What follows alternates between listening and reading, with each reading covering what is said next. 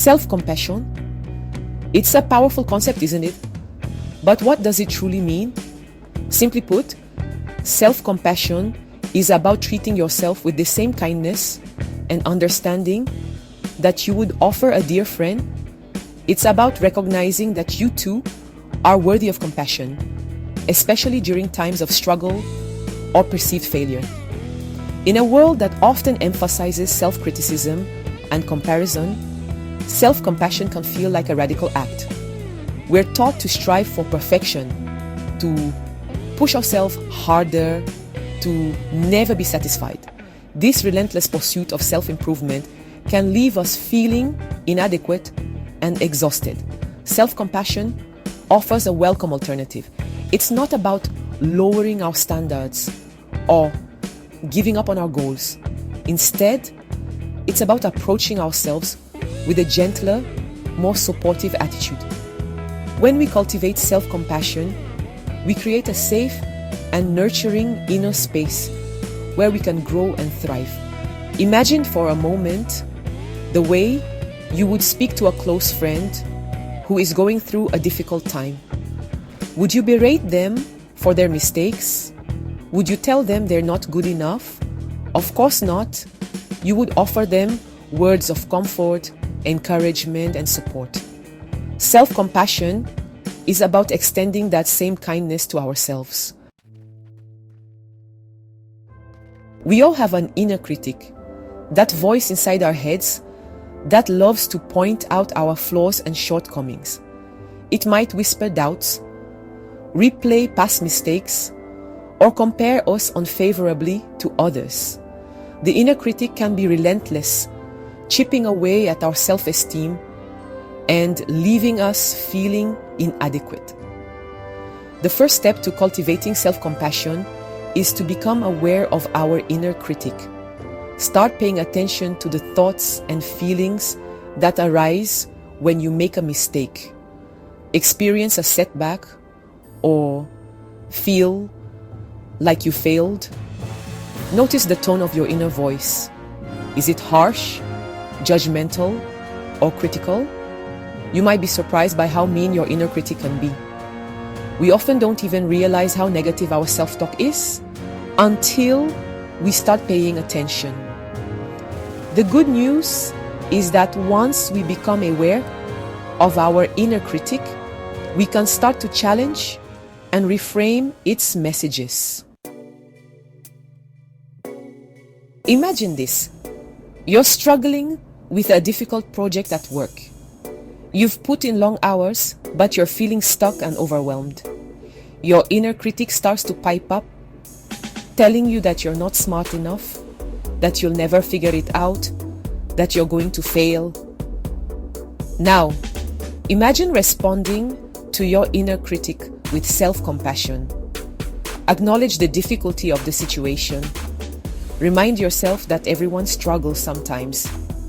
Offer yourself words of comfort and support, just as you would to a friend in need. This is really tough right now, you might say to yourself. It's okay to feel frustrated. I'm doing my best, and that's all I can ask of myself. Self-compassion is rooted in the understanding that we are all imperfect human beings. We all make mistakes. We all experience pain, disappointment, and failure. These are not personal failings. They are simply part of the human experience. When we connect with our shared humanity, we realize that we are not alone in our struggles. Everyone feels insecure sometimes. Everyone makes mistakes. Everyone experiences setbacks. These are not signs of weakness. They are signs that we are alive and that we are human. Remembering that we are not alone can be incredibly comforting. It allows us to let go of the need for perfection and to embrace our imperfections with kindness and understanding. Section 5. Challenging our critical thoughts. Our thoughts are not facts. Just because we think something doesn't mean it's true. The next time your inner critic starts to spiral, try challenging its negative thoughts. Ask yourself, is this thought really true, What evidence do I have to support this thought? What would I say to a friend who was having this thought? Often when we take the time to examine our critical thoughts, we realize that they are based on fear, insecurity, or past experiences rather than on reality.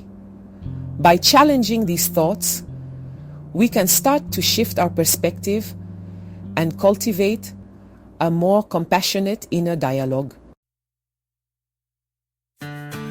Section 6. Practicing self-kindness. Self-compassion is not a one-time event, it's an ongoing practice. Just like any skill, it takes time and effort to develop. The good news is that there are many simple things we can do each day to cultivate more self-compassion. Here are a few ideas. Start a gratitude journal. Each day, write down 3 things you're grateful for, no matter how small. Practice self-care. Make time for activities that nourish your mind, body, and soul. Set realistic expectations. Don't try to do it all. It's okay to say no and to prioritize your own well-being. Forgive yourself. Everyone makes mistakes. Learn from your mistakes and move on. Celebrate your successes. Take the time to acknowledge and appreciate your accomplishments, no matter how small. Section 7. The power of mindfulness. Mindfulness is a powerful tool for cultivating self-compassion. When we practice mindfulness, we learn to pay attention to our thoughts, feelings, and sensations without judgment. This non-judgmental awareness allows us to observe our inner critic without getting swept away by its negativity. There are many ways to practice mindfulness. You can try meditation. There are many different types of meditation, but they all involve focusing your attention on the present moment. Yoga. Yoga combines physical postures with deep breathing, which can help to calm the mind and body. Walking meditation. Pay attention to the sensations of your feet on the ground, the movement of your body, and the sights and sounds around you.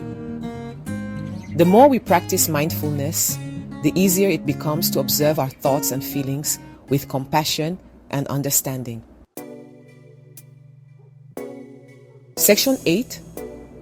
Self-compassion is not self-pity.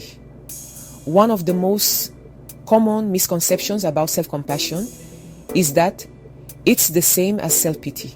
This is simply not true. Self-pity is about dwelling on our problems and feeling sorry for ourselves. Self-compassion, on the other hand, is about recognizing our suffering and offering ourselves kindness and understanding.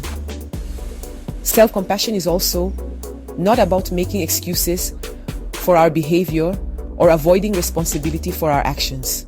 It's about acknowledging our mistakes and shortcomings with kindness and understanding, and then committing to doing better next time. Section 9. A journey worth taking. Mastering the art of self-compassion is a lifelong journey. There will be times when it feels easy and natural, and there will be times when it feels challenging. The important thing is to keep practicing, to keep showing up for yourself with kindness and understanding, even when it's hard. The benefits of self-compassion are well worth the effort.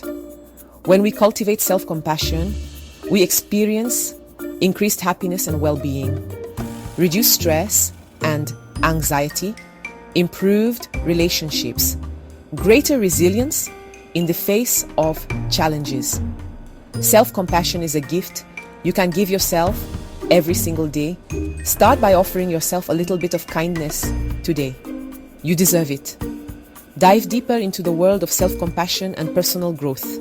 Subscribe to our newsletter for more insightful content like this.